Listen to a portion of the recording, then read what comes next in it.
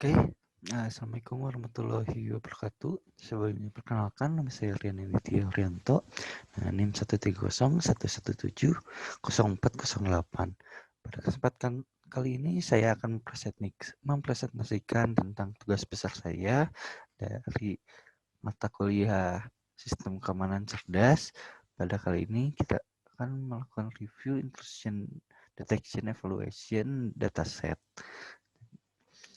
Nah, pertama kita melakukan sebuah pemilihan fitur. Itu pemilihan fitur ini saya menggunakan person correlation, di mana person correlation tersebut kita melihat dari korelasi-korelasi yang ada dari setiap fitur yang ada yang berkorelasi dengan label atau dengan data-data DOS ataupun dengan data-data bersih. Nah, kita mendapatkan 16 ada 16, tapi mendapatkan 16 tapi kita menggunakan 15 saja, di mana kita tidak menggunakan destination port, dan kita mendapatkan ada yang dinamakan forward packet link min, di mana forward packet link min merupakan adalah rata-rata dari ukuran paket-paket yang diteruskan.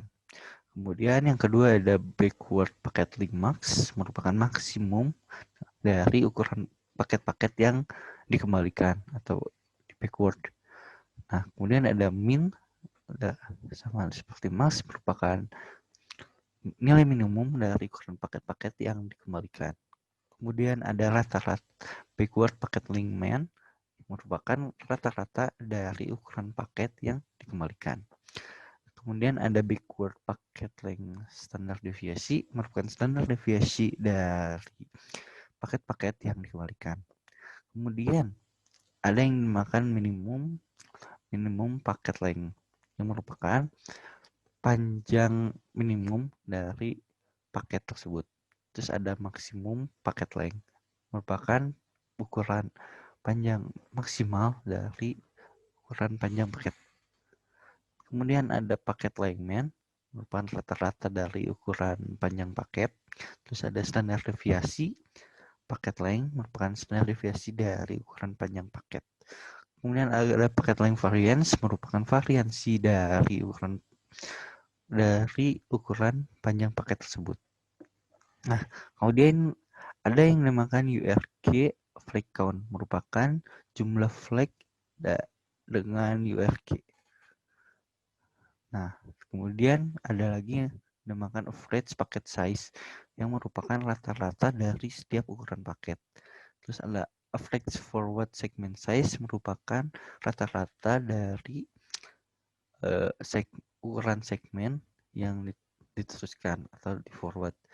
Terus ada lagi average backward segment size, merupakan rata-rata dari ukuran segmen yang dikembalikan atau di backward. Terus ada minimal segment size forward, yang merupakan minimum dari ukuran segmen yang diteruskan.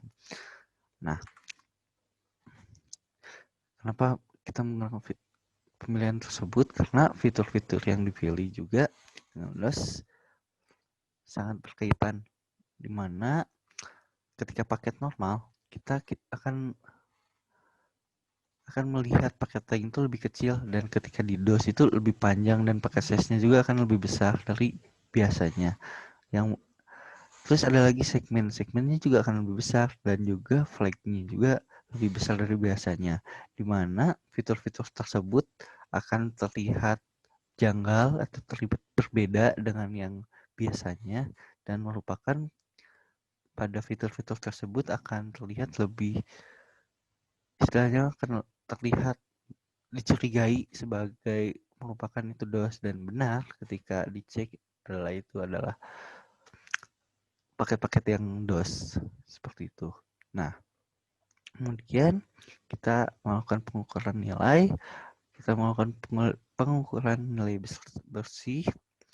Mungkin akan panjang jika dijelaskan satu-satu, tapi kita melakukan pengukuran nilai bersih menggunakan ada yang data bersih atau dengan yang data benign. Terus ada juga dengan pengukuran data dengan data DOS. Nah, pengukuran nilainya tersebut kita menggunakan mencari nilai min dari setiap paket, terus kita mencari nilai standar deviasi, terus kita mencari nilai minimum dari setiap fitur, dan juga kita mencari nilai max dari setiap fitur. Kemudian kita juga mencari nilai variansi. Nah, pada tabel yang panjang ini kita bisa lihat di situ ada min-nya, ada standar deviasinya, ada minimumnya, dan ada juga maksimumnya. Nah, kita bisa lihat paket lainnya pada fitur paket length, bisa dilihat juga pada fitur backward paket length max, kita bisa lihat pada backward paket length min, kita bisa lihat backward paket length min, dan seterusnya. Nah, kemudian kita juga lihat di tabel yang bawah atau gambar yang bawah, kita bisa melihat variansinya. Variansi dari data bersih tersebut atau data benign-nya itu sendiri. Kita lihat paket forward paket length min-nya ada 5,13, backward paket length max-nya ada 5,32.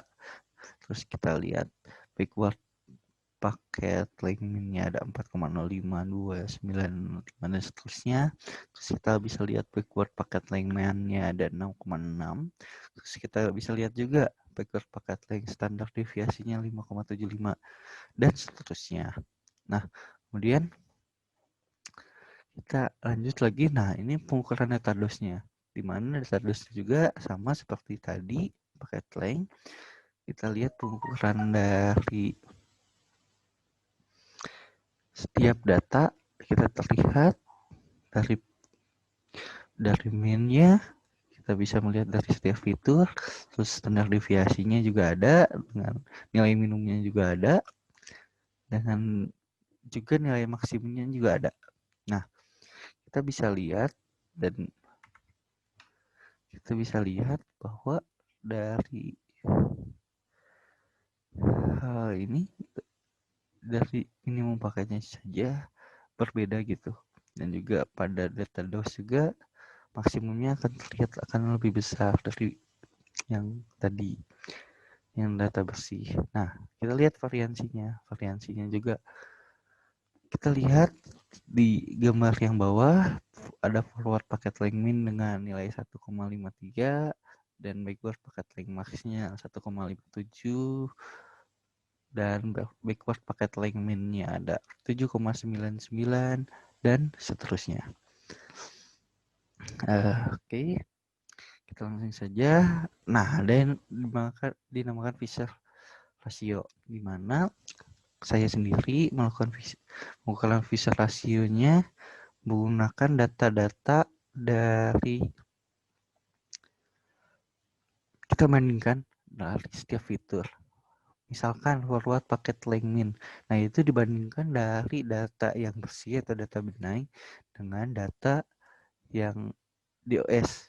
Jadi kita mendapatkan Fisher rasio dari data paket dari yang bersih dan juga data paket yang besar. Nah, forward paket length min-nya yang pertama kita dapat Fisher rasionya 0,257. Terus yang kedua backward paket length max-nya 1,145. Terus yang ketiga ada backward paket length min-nya ada 0,286. Terus ada backward paket length min-nya ada 1,307. Terus backward paket length standar deviasinya ada 1,143. Terus minimum paket length-nya ada 0,39,2. Terus maksimum paket length-nya ada 0,443. Terus paket length min-nya ada 0,562 dengan juga paket length standar deviasinya 0,529. Terus paket length variance-nya ada 0,438. Terus URG flag count-nya ada 0,416. Terus average packet size-nya ada 0,561. Terus average forward segment size-nya ada 0,257. Terus ada lagi average backward segment size-nya ada 1,30 dan juga minimum segment size-nya, minimum segment size forward-nya 0,350. Nah, itu pengukuran Fisher rasionya. Terus ada plot histogram. Kita bisa melihat forward packet line. Di forward packet line data DOS akan terlihat lebih besar rata-ratanya daripada data yang bersih atau data benign. Nah, terus ada lagi backward packet length max-nya. Nah, maksimum dari paket length backward-nya tersebut atau yang dikembalikan akan terlihat lebih besar juga, sama tidak berbeda jauh dengan data. Terus ada backward packet length minimumnya, kita bisa lihat minimum dari data bening itu akan terlihat kecil, tetapi ketika data DOS minimumnya ya besar. Nah, seperti itu. Terus ada backward packet length-nya, rata-ratanya juga rata-rata ketika data bening akan terlihat lebih kecil daripada data DOS. Terus ada lagi yang dinamakan packet length standar deviasi, di mana standar deviasinya mungkin data beningnya ada satu lebih besar, tetapi hanya satu, dan DOS juga satu tapi terlihat besar. Tapi dengan data bening ada banyak juga standar deviasinya selain satu. Kemudian pada minimum paket length, panjang paket terlihat ada 2 panjang paket, yang kalau misalkan data bening kita lihat panjang paketnya ya sedikit, cuman segitu, lebih kecil daripada data DOS yang terlihat lebih besar. Terus ada lagi yang pada maksimum paket length, kita lihat maksimumnya pada paket length data bersih itu lebih sedikit daripada, lebih kecil dari data DOS. Nah, terus ada paket length main-nya, kita bisa lihat hampir sama dengan maksimum. Kita bisa lihat paket data DOS-nya lebih besar daripada data bersihnya. Tapi kita lihat data bersihnya ada banyak rata-ratanya dari paket length tersebut. Tidak harus besar.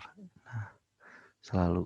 Nah, kalau misalkan paket length standar deviasi, kita lihat juga data DOS lebih besar, sangat besar. Tetapi data bersihnya atau data beningnya kan terlihat lebih kecil dan ada banyak juga standar deviasinya. Terus variansinya, kita juga bisa lihat data DOS akan terlihat lebih besar daripada data bening, sama, dan juga paket lainnya, variansi dari si paket length-nya tersebut ada banyak, tidak hanya satu. Nah, terus ada UFG flag count. Banyaknya flag count UFG tersebut ada banyak ketika sangat banyak pada data DOS, tetapi pada data bening itu tidak terlalu banyak dan terbagi dua, berbeda dengan data DOS, hanya satu dan itu sangat besar. Jika data bening tidak. Kemudian average packet size-nya, kita bisa lihat rata-rata dari data DOS itu cenderung lebih banyak, dan kalau misalkan lebih besar gitu. Kalau misalkan data bening atau data bersih, rata-ratanya ya lebih kecil dari data DOS dan banyak juga nilainya. Terus average forward segment size. Average forward segment size, kita bisa lihat data bersihnya lebih sedikit, lebih kecil daripada data DOS. Terus kita bisa lihat juga average backward segment size, segmen dari backward tersebut rata-ratanya lebih besar daripada data rata-rata dari segmen size yang data bersih. Nah, untuk minimum segment size forward-nya, kita bisa lihat data bening itu lebih banyak, terlihat data bening itu banyak gitu.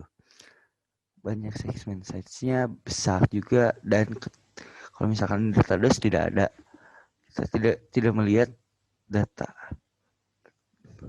kita tidak melihat minimum segment size-nya dari forward itu sendiri pada data DOS. Nah, kemudian saya juga melakukan pengukuran akurasi true positif, true negatif, false positif, dan false negatif, di mana saya menggunakan metode algoritma KNN untuk pengukuran akurasi true positif, true negatif, false positif, dan false negatifnya. Saya menggunakan KNN dengan KNN-nya boardnya ada 3. Lalu kita mendapatkan akurasi 0,999. Nah, ini merupakan akurasi yang cukup besar juga, di mana kita lihat true positif dan true negatif, false positif dan false negatifnya. Saya menggunakan matrix conversion untuk mencarinya dan mendapatkan true positifnya yang benar. Kita mengecek yang benar itu ada 42.224. Terus true negatifnya 32.265, di mana false positif hanya mendapatkan 4 dan false negatifnya hanya mendapatkan 3, dan benar bahwa maka dari itu akurasi yang dihasilkan pun tinggi. Nah, seperti itu. Oke, sekarang saya akan jelaskan codingan saya. Yang pertama ada kita mengimport dulu apa saja yang dibutuhkan, terus kita melakukan pembacaan CSV-nya tersebut, kita mendapatkan apa yang kita mau. Terus yang pertama saya lakukan yaitu memisahkan kolom labelnya untuk mencari nilai heatmap-nya. Nah, pada kali ini saya memisahkan nilai label, kemudian saya memasukkan ke variabel yang berbeda pada data frame yang awal. Nah, untuk membedakan saja untuk nilai labelnya mana yang ada yang angka, terus ada yang tidak. Nah, pada proses ini saya melakukan one hot encoding, di mana mengubah nama dari misalkan label yang tersebut ada bening dan DOS. Nah, saya ubah jadi 0 dan 1. Kemudian kita lihat fiturnya ada heatmap-nya. Nah, seperti ini kita bisa lihat ada data kosong dan tidak. Kemudian saya melanjutkan ke mengecek mana yang lebih tinggi itu. Kalau misalkan melihat dari sini kan korelasinya rada pusing. Nah, kita menggunakan menseleksi saja langsung dengan hasilnya. Kita mendapatkan korelasi yang tinggi dari fitur-fitur tersebut terhadap labelnya ada 16, tapi kita menggunakan 15, kita tidak menggunakan destination port seperti tadi. Terus kita menseleksi si kolomnya tersebut, kita masukkan ke variabel data pilih. Nah, kemudian kita dari data pilih tersebut kita pisahkan mana yang bening, mana yang DOS. Nah, seperti itu. Kemudian kita mencari nilai penghitungan nilainya, ada minus, standar deviasi minimum dan maksimum. Kita mendapatkannya dengan seperti ini. Kemudian data DOS-nya juga sama. Kemudian kita mencari nilai variabelnya, variansinya. Nah, ini yang kita dapat untuk data bening atau data bersih. Kemudian untuk data DOS kita mendapatkan ini juga sama caranya. Terus, nah ini yang berbeda untuk Fisher ratio. Fitur yang pertama kita menggunakan rumus M1 atau min 1 dengan min yang kedua. Kita min 1 dikurangi min 2, kemudian pangkat 2 keduanya, terus dibagi dengan variansi yang pertama dengan variansi kedua. Itu kita mendapatkan Fisher rasionya, di mana kita mencari Fisher rasio dari setiap fitur dan dibandingkan dari data min dengan data bersih dengan data yang DOS. Nah, kita mendapatkan fitur yang pertama segini, kedua segini, tiga, dan seterusnya. Nah, seperti itu. Untuk forward paket link kita mencari histogramnya, kemudian kita mencari histogramnya kan, kita forward paket link mainnya seperti ini, terus paket link maxnya segini, dan seterusnya juga.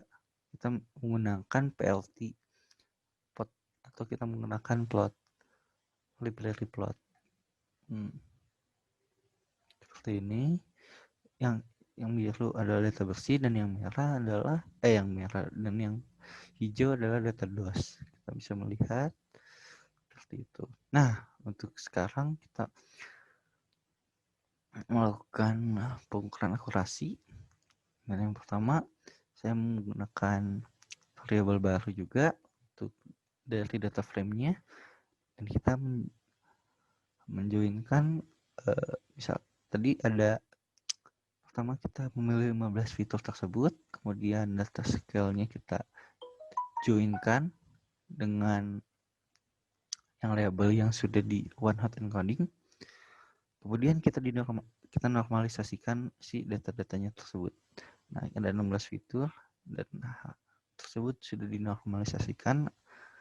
Nah, karena sudah dinormalisasikan, kita langsung bagi dua, ada data test, ada data training. Kita mendapatkan hasilnya seperti ini. Kemudian kita langsung masukkan ke pengukuran akurasi. Kita menggunakan library sklearn. Kita menggunakan KNN dengan networknya 3, dan kita lakukan fitting, terus kita mencari nilai prediksinya, lalu kita mendapatkan accuracy score-nya. Nah, kemudian ketika sudah mendapatkan accuracy score-nya segini, kita mencari yang dinamakan true positif, true negatif, false positif, dan false negatifnya. Kita menggunakan external lagi, kita menggunakan confusion matrix, di mana confusion matrix tersebut merupakan cara untuk mendapatkan nilai true positif, true negatif, false positif, dan false negatif. Nah, berikut adalah CM-nya atau confusion matrix-nya. Ini 0, ini 0, 1, 0, 0, 0, 1, 0, 1, 0, dan 1, 1. Dan dengan hasil tersebut kita mendapatkan true positifnya, true negatifnya, false positifnya, dan false negatifnya. Kalau misalkan kita pengen mencari true positive rate-nya dan false true negative rate-nya, kita bisa lihat berikut adalah true positive rate-nya yaitu 0,99, dan true negative rate-nya 0,99 juga. Seperti itu. Seperti itu untuk codingan saya. Sekian. Oke. Terima kasih atas perhatiannya. Mungkin sekian dari presentasi saya. Mohon maaf bila ada salah kata. Assalamualaikum warahmatullahi wabarakatuh.